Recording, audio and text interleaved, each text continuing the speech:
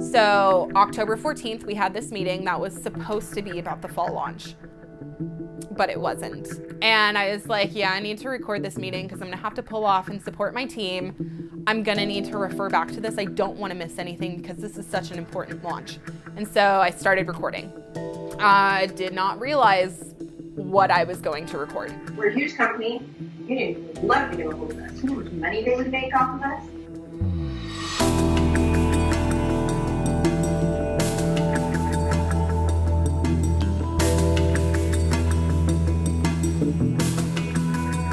The meeting started with my district manager saying, let's talk about what's going on in Buffalo. It kind of all unraveled from there, and they started talking about the union, why the union is bad, why the union doesn't align with Starbucks missions and values, why partners who want to be part of the union aren't true partners to Starbucks. The union was painted in a very negative light, which made me uncomfortable because I have family that's in union. And so I'm sitting there while she's talking about how unions are like the Catholic Church because you have to talk to a priest if you want to talk to God, just like in unions you have to talk to a union representative if you want to talk to anyone. None of this makes sense. None of these things are appropriate to say, and you're saying how all of these partners want more than what they deserve.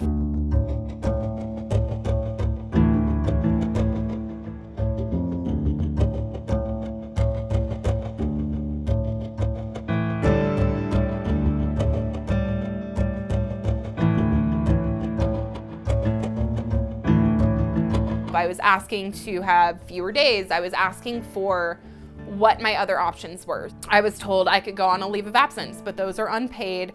And also you would have to pay your benefits out of your own pocket. And also you couldn't get a second job because then Starbucks wouldn't be required to give you benefits, which obviously wouldn't work for me because I can't be unpaid and paying bills, right? I remember calling my district manager in tears. I was like, I don't have family, I don't have friends. I have no one. What am I supposed to do?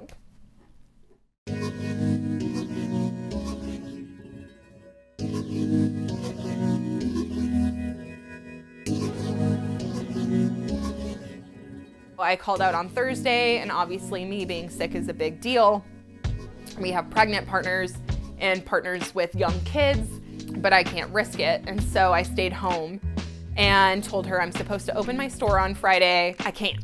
Like, I would not pass health code. If a health inspector came in, they would take my temperature and they would immediately send me home and shut the store down.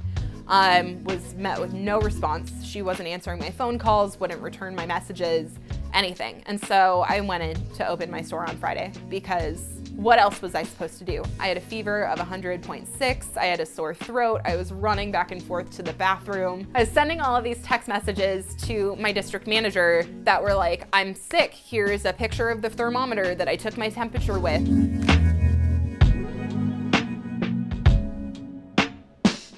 I couldn't get off the floor. I was so sick and I could not hold it and I could not go to the bathroom because we were so short-staffed.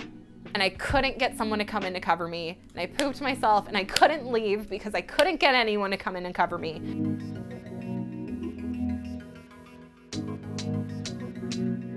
This assistant manager calls the district manager and she's like, they're short-staffed, this store is disgusting, it's a disaster. Our district manager said, just close the lobby, turn off mobile orders, it's totally okay. Except I wasn't allowed to do that 10 minutes ago.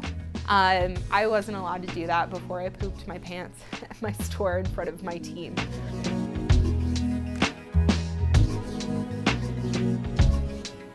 Why are we so anti-union? Like, this didn't make sense to me because the union doesn't affect the way that managers do their jobs. It just benefits partners. But I'm sitting there and I'm thinking, like, I'm complicit in this.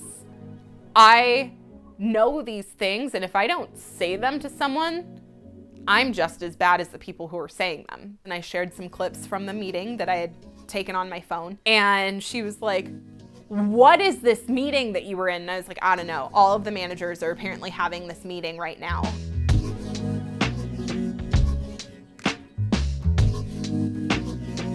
I was also the only manager in Arizona who apparently recorded that meeting. I guess it was kind of easy to narrow down that I was a whistleblower, which I didn't think of myself as until they started calling me, asking if I was the whistleblower. It definitely felt like an inquisition. It felt like I was in trouble for doing something that actually aligns with one of Starbucks' missions and values, which is acting with courage and challenging the status quo, which is what I felt like I was doing. I was standing up for my fellow partners, and I was in trouble for it. But they couldn't come out and say that I was in trouble for it, so they had to find some other reason for me to be in trouble.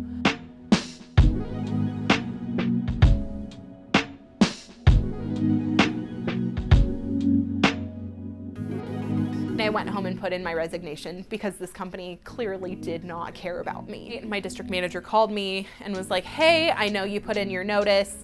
Are you still gonna work these final 2 weeks? And I said, yes, absolutely.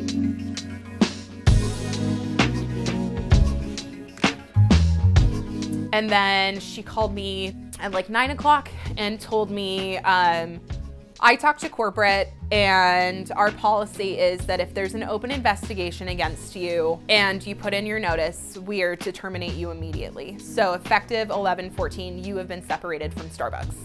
And I said, what open investigation? And she said, I can't talk to you about that because it happened in my district, so you're gonna have to call corporate and talk to them.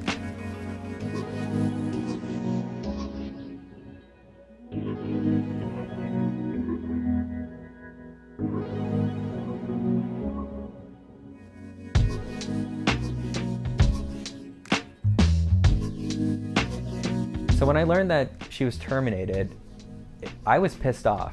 I feel rightfully so. And we didn't know why.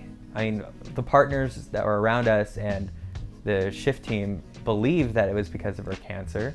It really brought a lot of our shift supervisors together, and we started talking about like an action plan. Like, what can we do? What can we, think of that would actually help us? And the one thing that actually helped us was reaching out to Buffalo, because we felt like having a support network is what we really needed. And we were talking about it. We were discussing it. After shift meetings, we were talking about unionizing.